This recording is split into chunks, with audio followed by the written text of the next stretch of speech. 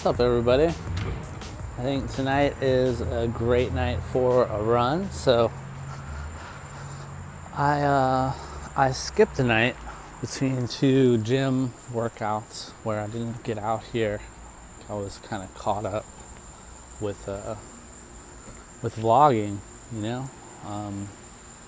It's been really tough. I've been working a little bit extra hours at the office. I have a big presentation coming up in the next week, and yeah, so as soon as I get home I have to kind of jump right into the vlog, cook dinner for mom and myself, and then start editing too. So it's been a challenge, but like I said in my last episode, I love it. I can't stop. I have to figure out ways to do more. I have to figure out a way to carve out time to film more. Ooh, somebody barbecuing. That smells great. Well, that delicious barbecue smell has turned quickly into the smell of like legit fire. I don't know where it's coming from though. It's really strong over here. Hope everybody's okay. I really hate the sound of ambulances. I mean, I know that they're doing good, but I always put myself in a person's shoes. And speaking of which, I got my retainer back today. So excited, I remember in my first few vlogs when I had it, before I had to get it repaired, I was super self-conscious about the way that it makes me sound and kind of like the way it impacts my speech. But I think in the 2.5 weeks that I didn't have it just now, I felt like my tooth started to move back, and God, it's just so frustrating. When I picked it up again this morning, it's been really, really painful for me. I guess that, yeah, the tooth had somehow moved backwards into the previous position, or at least into something in the middle, and they adjusted my retainer outwards, so it's super uncomfortable right now. Sorry for the shakiness, but I can't really help it. The drug dealers are here. There's multiple cars. I don't like to make assumptions about people, but I don't ever have no cause for sitting in the middle of a parking lot randomly forever.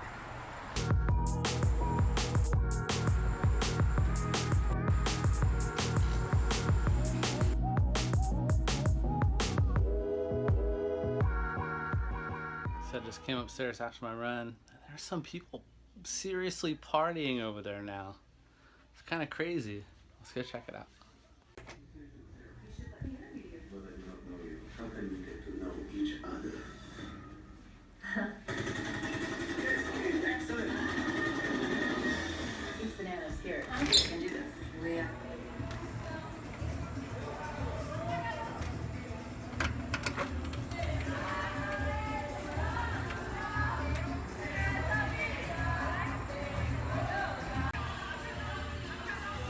It's so super loud.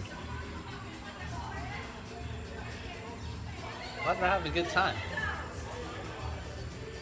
So the audio might be off on this vlog. You might be hearing some of that in the background. So hear them partying out there? What? Listen. We're on the... Right in the other buildings over there. Well, there's something that I've been wanting to show you guys. It's getting late over here. There's not a whole lot of footage from today because I had a late night at work, and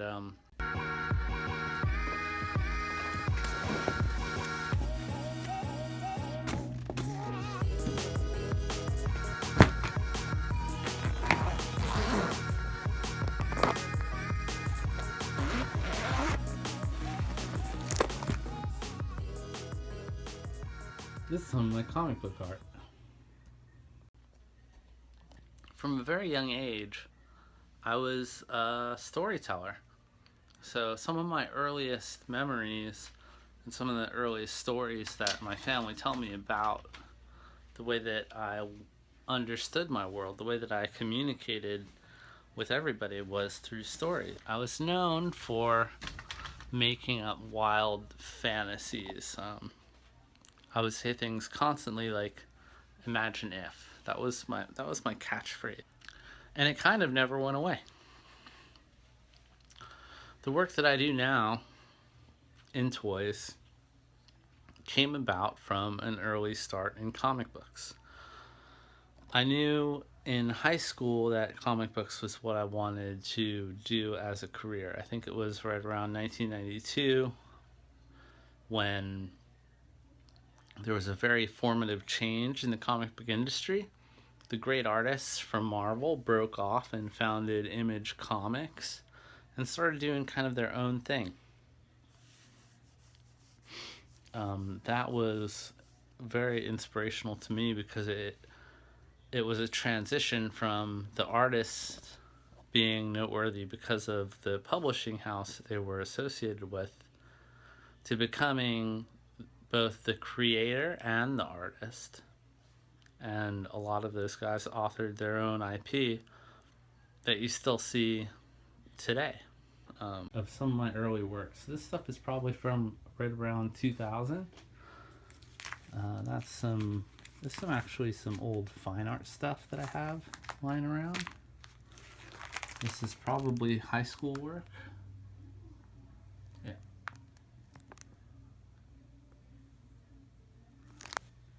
Gadzooks, the king of kaiju. This is one of my own original characters. He came about right around 1997. I'm really proud of the work. I won't get into too granular detail on it, but it's basically my own adoration of Godzilla and the type of character acting that goes into producing those movies called kaiju. This is a more advanced drawing of the same character, Gadzooks. This looks a little bit more like Godzilla, and this is where you see some of the updated art style of his director and some of the studio work.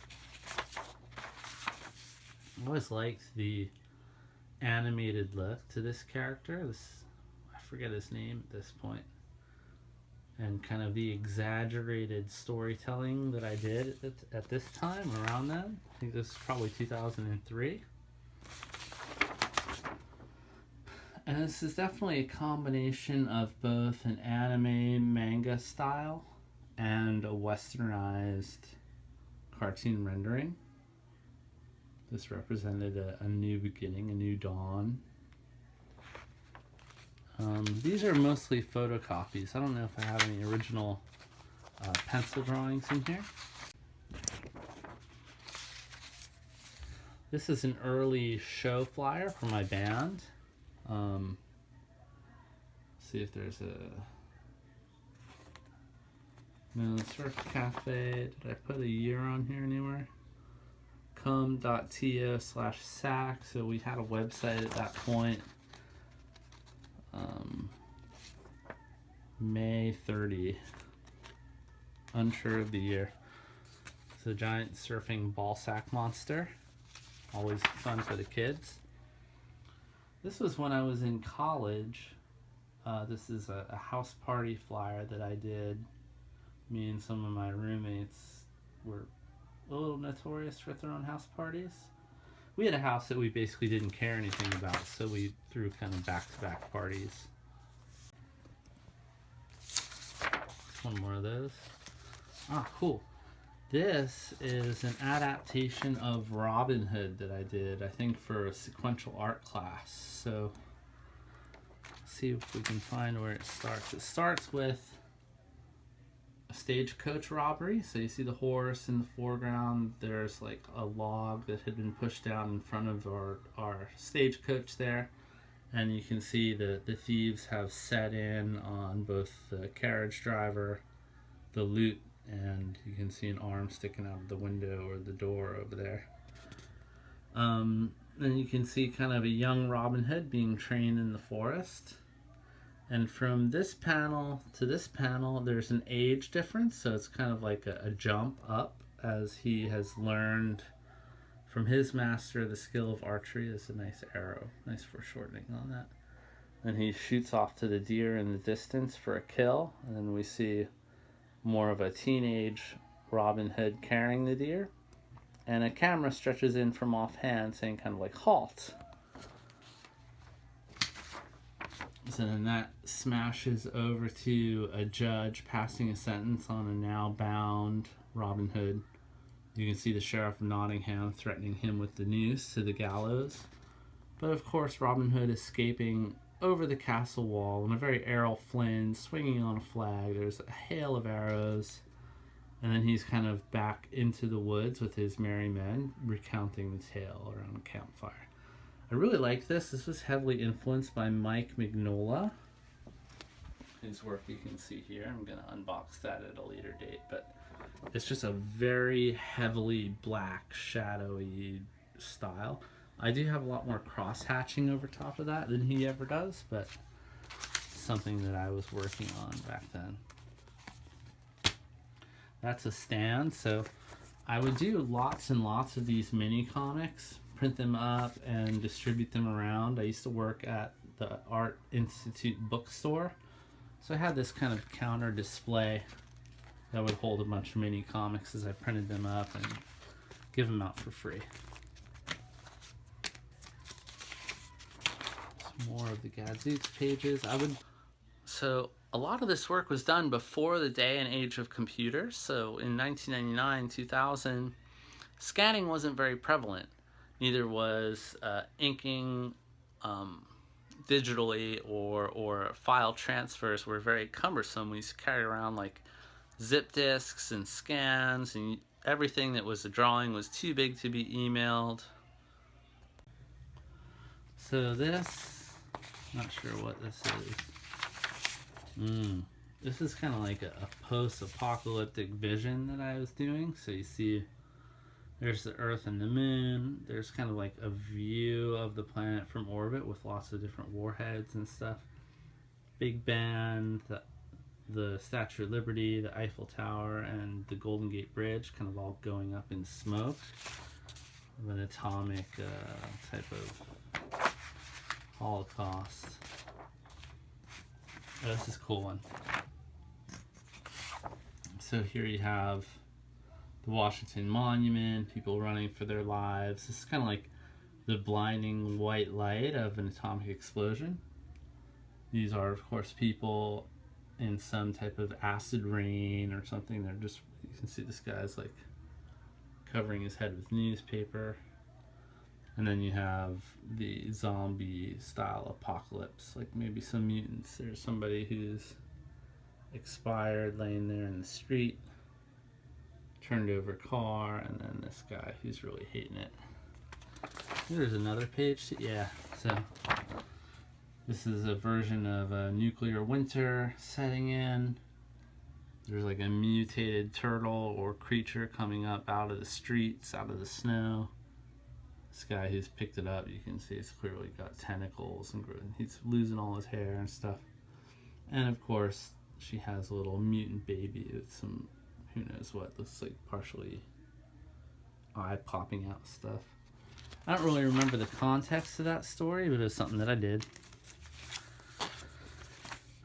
Gadzooks, Gadzooks, Gadzooks. So again, before the days of scanning and emailing and hard drives, this is the way that I would analyze and reproduce work, carry it around and distribute it. These are like print size versions of the art, so we would commonly shrink the art down to somewhere around letter size to see how the details tighten up. Should be neat. Let's do like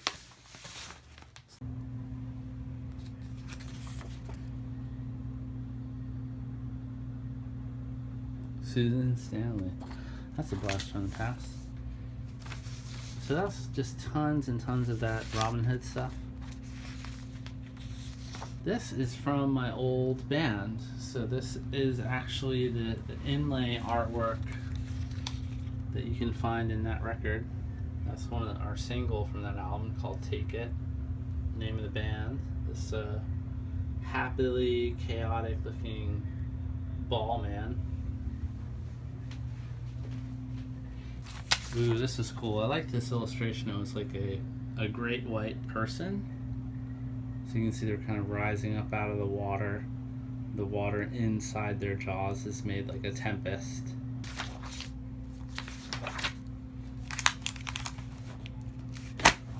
This was a cool project. So this was a school project that represented a dream sequence. I got a hold of some friends to help me with actually modeling for this.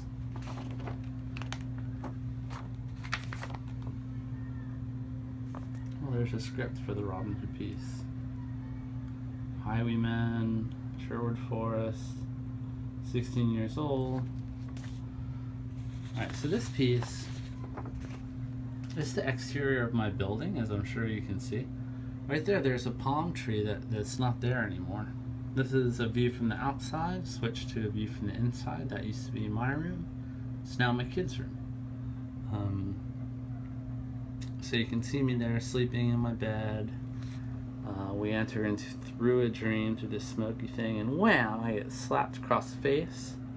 I react to it, and as I turn around, I realize that this guy, this dastardly oil can Harry, has my girlfriend, not really my girlfriend at the time, but she's tied up. Here he is kind of laughing maniacally. Now we see that it's setting kind of within a mad scientist lab.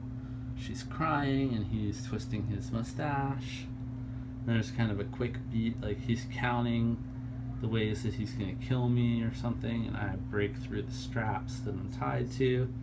Dun, dun. And then at a certain point I wake up from my dream because you can see that the alarm clock is signaling it's 10 o'clock. I rise from the dream, I get dressed, slide down the handrail, go running off to wherever I'm late, and kaboom!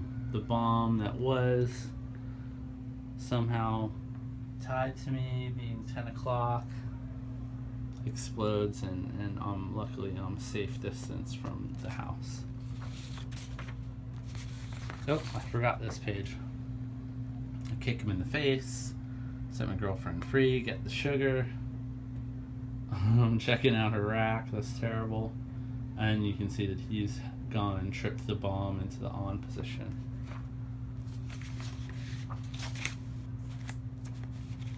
And this is what, oh, there is some of the original pencils for the Robin Hood piece. So you can see there's that page and a side by side by that page. That's kind of fun to see. Like, used to be so low tech with everything, with the approach. I very much miss that style of creativity. You know, I used to spend the bulk of my day at a drawing table, and nowadays I just really chase emails and approvals. I am working on something that you'll be interested to see. I can't say very much about it, but it's tied to something that you saw briefly within this stack of work here. Somewhere, something is evolving. Well, that was a little bit of a random run through that portfolio, but what I'd like to get to, I think, from that all is that was definitely my start in storytelling, and that's what the point of this vlog ultimately is to take my storytelling to the next level. I very much look forward to creating more of a manicured film. I have some very definite projects that I'm looking to